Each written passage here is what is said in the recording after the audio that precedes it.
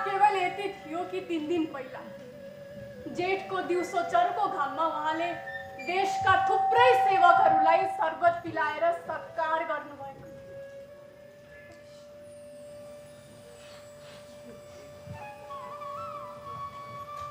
म त्यसबेला अदालतमा उभिएको थिएँ। कोठा बाहिर पुरै शहरको राजनीतिक चेतना बन्दी जानवर जस्तै गरेर चिच्याइरहेको थियो।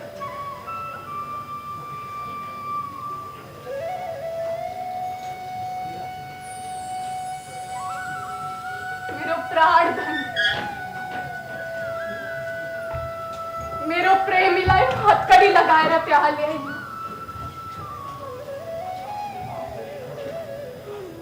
चारैतिर सन्नाटा, मभित्र कोलाहल मच्चिँदै थियो। मानव मेरो शरीर पग्लिए जस्तो। आवेशका लहरहरू उठेर सम्पूर्ण शरीर रोमाञ्चित भइदियो। मलाई त्यति गर्व कहिले महसुस भएको थिएन।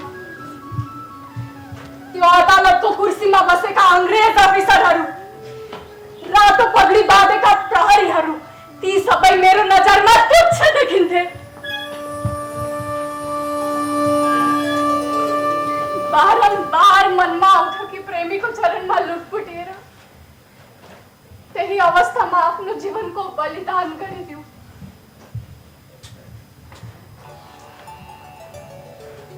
कति शक्तिवान, उज्यालो, एक आत्मविश्वासले भरिएको मूर्ति देखिनुहुन्थ्यो।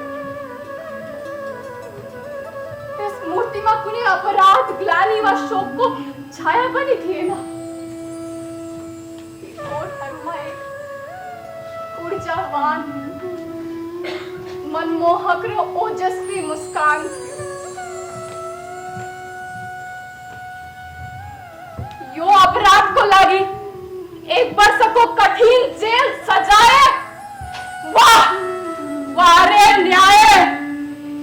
यदि यो अपराध हो भने म यस्ता 1000 अपराध गर्न तयार छु।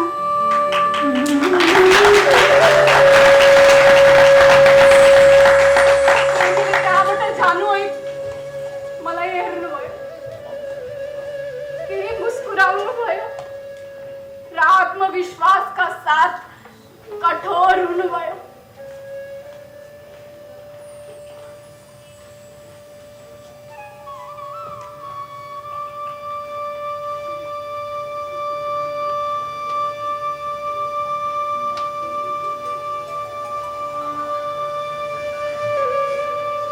मैले घर गएर 5 रुपियाँको मिठाई अर्डर गरेँ र स्वयंसेवकहरूलाई बोलाएर खुवाएँ। तर त्यो साँझ म पहिलो पटक कांग्रेस पार्टीमा गए।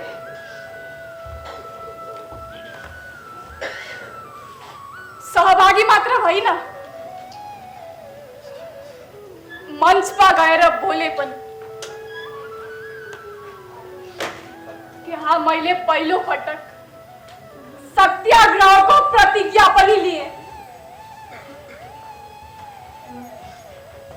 यति धेरै शक्ति ममा कहाँबाट आइरहेको थियो म भन्न सक्दिनँ। हुन त सर्वस्व लुटेपछि के डराउने, कोसँग डराउने? सृष्टिकर्ताको कठोर प्रहारले पनि अब मलाई के हानि गर्न सक्छ र? मैले 2वटा टेलिग्राम लेखेँ। एउटा मेरो बालाई अनि अर्को ससुरा बालाई। मेरो ससुरा बाले पेन्सन पाउनुहुन्थ्यो अनि मेरो बुवा चाहिँ वन विभागमा राम्रो पदमा हुनुहुन्थ्यो। त्यो दिन पनि बित्यो, उनीहरूको कुनै जवाफ आएन। दोस्रो दिन पनि उहाँहरूको कुनै जवाफ आएन। तेस्रो दिन उहाँहरू दुवैको चिट्ठी आयो।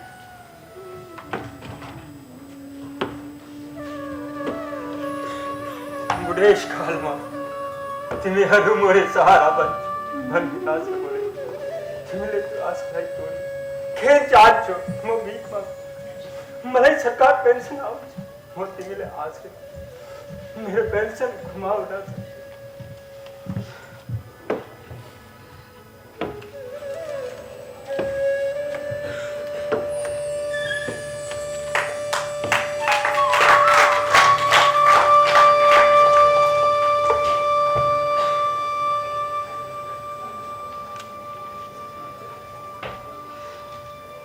मेरो बुवाको शब्द चाहिँ त्यति कठोर थिएन तर भाव लगभग उस्तै थियो। यदि उहाँले मलाई आफूसँग राख्नुभयो भने उहाँको पेन्सन हुँदैन थियो रे, उहाँको बढुवा हुँदैन थियो रे। झुट। उहाँ मलाई मौखिक रूपमा सहयोग गर्न चाहनुहुन्थ्यो।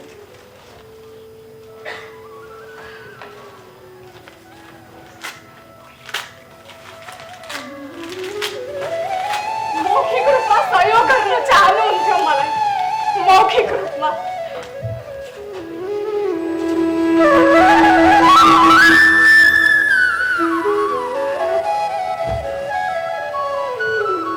ए स्वार्थ,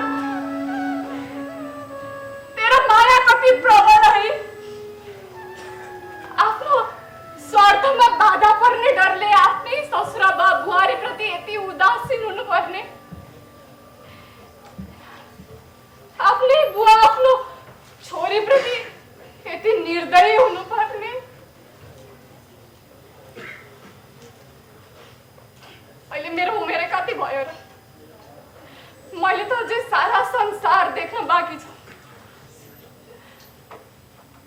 आजसम्म म आफूमा ढुक्क थिएँ तर यो नयाँ विपत्ति कहाँबाट आइपर्यो मलाई थाहा छैन।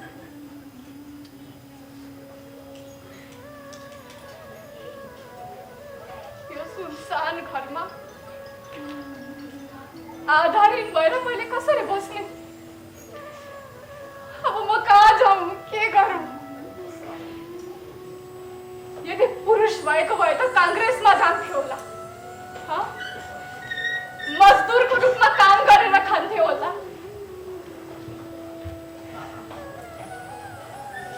मेरो खुट्टामा नारीत्वको बन्धन थियो। म आफ्नो सुरक्षाको लागि पनि त्यति चिन्तित थिइनँ जति म आफ्नो नारीत्वको लागि चिन्तित थिएँ। मलाई मेरो जीवनको कुनै डर थिएन, कुनै डर थिएन। तर मेरो नारीत्वतर्फ कसैले गलत दृष्टि नलगाउनु, कसैले गलत दृष्टि नलगाउनु, कसैले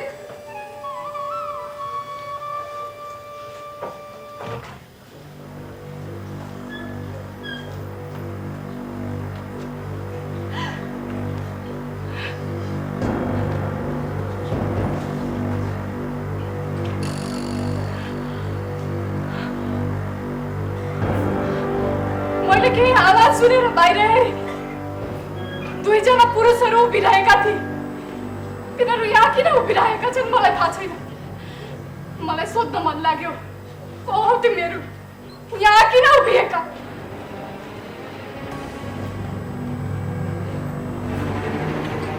यो त सार्वजनिक बाटो हो, जो कोही चाहन्छ उभिन सक्छ। तर मलाई एकदमै रिस उठ्यो। मनमा कई किसिमका शंकाहरू थिए। तिनीहरू यहाँ के गर्छन्?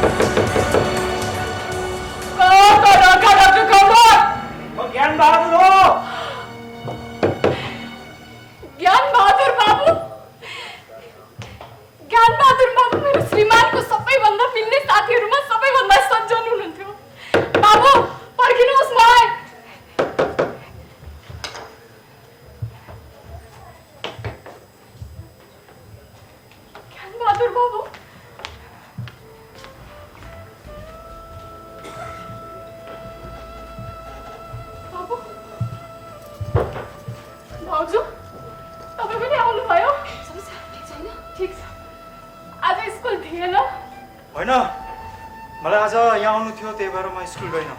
अनि तिमीले कसैलाई चिठी लेख्यौ त? चिठी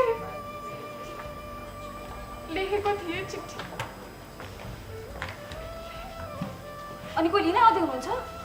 छैन। न बुवाले आफूसँग राख्न चाहनुहुन्छ न ससुराबा। त्यसो भए म अहिले यही घरमा छु भाउजू। त्यसो भए तिमी मेरो घरमा हिँड, म तिमीलाई यो घरमा एक्लै बस्न दिन्न। दुईजना जासुसहरू जासुसी गर्दैछन्। जासुस? तिनीहरू जासुस हुन्? मलाई पहिले नै शङ्का थियो भाउजू, तिनीहरू जासुसै हुनुपर्छ भने। तर तिनीहरू यहाँ के गर्न आएका हुन् मलाई थाहा छैन। सुन त, म टाँगा लिएर आउँछु है। अब पर्खिनुहोस् त, कतिवटा टाँगा ल्याउनुहुन्छ? कति?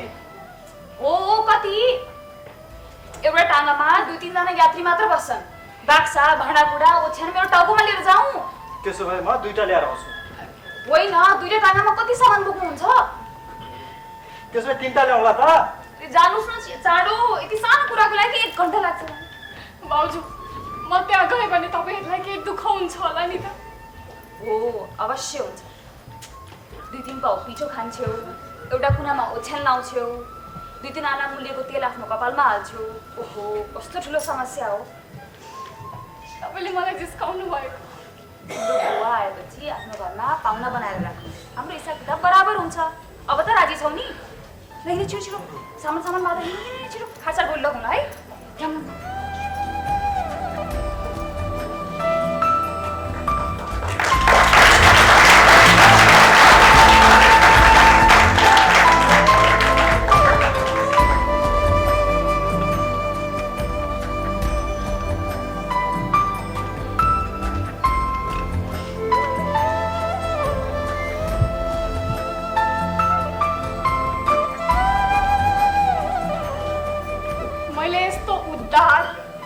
दयालु र मिठो बोल्ने महिला कहिले देखेको थिएँ।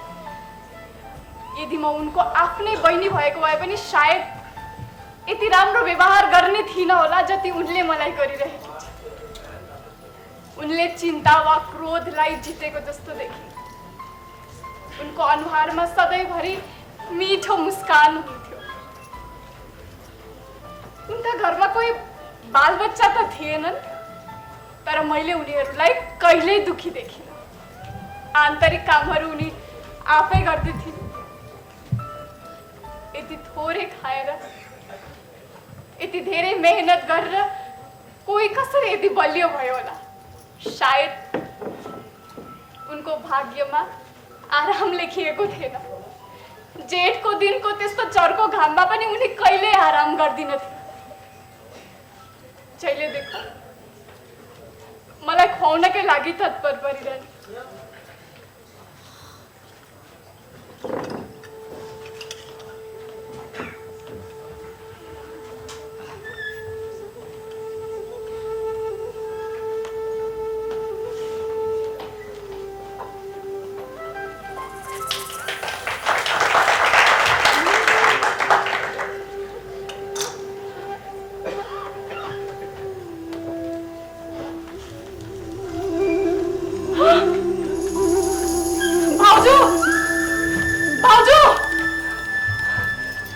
दुईजना बदमासहरू यहाँ पनि आइपुगे। कुकुरहरू घुम्न दिनुहोस्। कोही नाटक नगरौँ, तिनीहरूले भुक्न बाहेक अरू के नै गर्न सक्छन् र? टोक्न पनि त सक्छन् भाउजू। त्यस्तो सोचेर हामी डराएर भाग्दैनौँ नि, होइन र?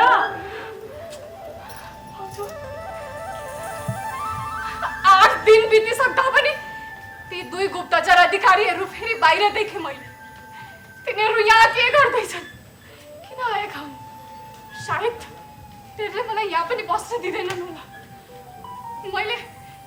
मैले नोकरसाहीलाई के नै हानि गर्न सक्छु र? मेरो ताकतै के छ र? सायद तिनीहरूले मलाई यहाँ पनि बस्न दिँदैनन् होला। मलाई एकदमै सन्चो नभए जस्तो थियो। बस मेरो कारणले गर्दाखेरि यो घरमा आगो नलागोस्।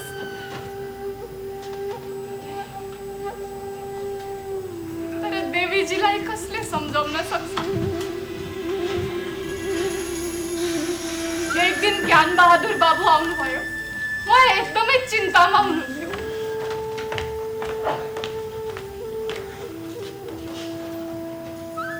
सुन त होइन सुन भने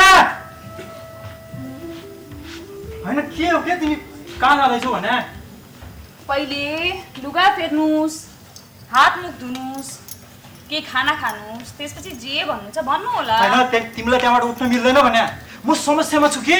त्यसो भए जे भन्नुहुन्छ भन्नु। होइन कस्तो कुरा गरेको होला यार तिमीले, यता आउन भने। यहाँ अरू को बसेको छ र? ओहो अब म तिमीलाई के भनौ। म भित्र गएर आएँ। तिमी यहाँ बस, तिमी यहाँ बस, बस तिमी यहाँ बस, बस तिमी। तपाईँलाई जे भन्नु छ भन्नु। मेरो प्रिन्सिपलसँग झगडा भयो। साँच्चै? तपाईँले उसलाई पिट्नु भएन? तिमीलाई मजाक लागिरहेछ होइन? यहाँ मेरो जागिर जाति छ। होइन, यति डर थियो त किन झगडा? अब मैले कहाँ झगडा गरेँ भने त्यसले मलाई बोलायो अनि अफिसमा गाली गर्यो। निर्दोष? अब तिमीलाई के भनौ। भाउजू म भित्र फेरि त्यही कुरा मैले तपाईँलाई पहिले भनिसकेको छु। यिनी मेरी बहिनी हुन्। म यो बारेमा कुनै पनि कुरा गर्न चाहन्न। यो यिनकै बारेमा हो भने नि। भाउजू म भित्र गएर तिमी बस, बस तिमी। ठिक छ बुझे, कुनै बौद्धिक कुरा होला। पुलिसले प्रिन्सिपललाई उजुरी गरेको हुनुपर्छ। हो पुलिसले प्रिन्सिपललाई भनेको छैन के। त्यो जिल्ला अधिकारीले प्रिन्सिपललाई बोलाएर जवाब माग्ने आदेश दिएको छ। बुझे, प्रिन्सिपलले त्यो महिलालाई घरबाट निकाल भनेको हुनुपर्छ। हो त्यही बुझ। त्यसो भए तपाईँले के जवाब दिनुभयो? अब त्यो उभिउभि के भन्नु भने म त के पनि भन्दिनँ। होइन, एउटै उत्तर हुने प्रश्नमा कस्तो सोच हुन्छ? कस्तो कुरा नबुझेको होला यार तिमीले। के सोच्नु पर्ने थियो नि। त्यसो भए तपाईँ त्यो प्रिन्सिपललाई गएर भन्नुहोस् कि म उसलाई कुनै पनि हातमा छोड्न सक्दिनँ। यदि उहाँ सहमत हुनु भएन भने राजीनामा दिनुहोस्। जानुहोस्, अहिले जानुहोस्, फर्केर हात मुख धुनु होला। भाउजू मेरो कारणले गर्दाखेरि यति धेरै दुःख तिमी चुप लाएर बस, नत्र तिम्रो कान समाति दिन्छु। बिचमा किन हाम फालेको? बाँच्यो भने सँगै हुनेछौँ, मऱ्यो भने सँगै मर्नेछौँ। यो मान्छेलाई के भन्नु, आधा उमेर बितिसक्यो अझै कुरा गर्न आएन।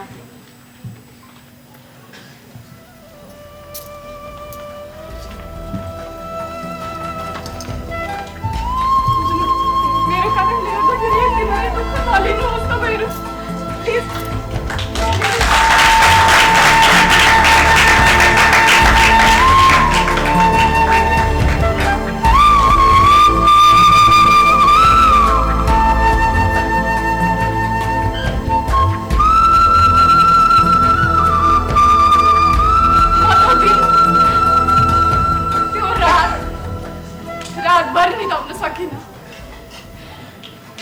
जसलाई आफ्नो बुवाले आफ्नो ससुराबाले आफूसँग राख्न पनि चाहनु भएन, उसको लागि यति धेरै सम्मान। म सडक किनारकी भिखारीलाई यति धेरै सम्मान। हे देवी, तिमी साँच्चीकै देवी हो। मलाई के पनि नभन, ढिलो भइरहेछ, म के पनि गर्न सक्दिनँ। सुन्नुहोस् त, निर्णय लिएर आउनुहोस् है, सोचेर जवाब दिनुपर्ने अवस्था नहोस्। दिदी, तपाईँले म माथि ठुलो अन्याय गर्नुभयो। यदि मेरो कारणले गर्दाखेरि तपाईँहरूलाई के भयो भने मैले के गर्नु? भयो कि अरू केही भन्न बाँकी छ? छैन दिदी। दिदी, तर मलाई थुप्रै कुराहरू भन्नु छ तपाईँसँग। ठिक छ, भन, तिम्रो प्रिय जेल किन गए? मेरो प्रिय किनभने उनले स्वयंसेवकहरूको सम्मान गरेका थिए। स्वयंसेवकहरू को हुन्?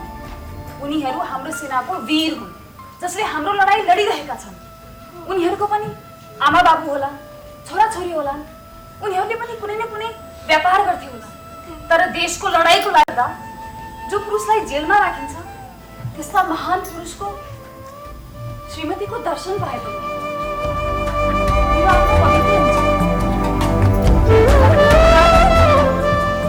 तिमीले मलाई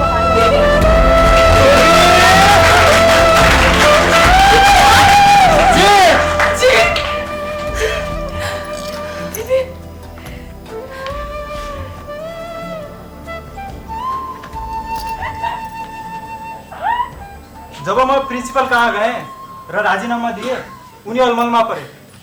त्यसपछि उनी जिल्ला अधिकारी कहाँ गए। त्यहाँ बस्दा ती दुईजना बीच के कुरा भयो मलाई थाहा छैन। त्यसपछि प्रिन्सिपल आए र मलाई भने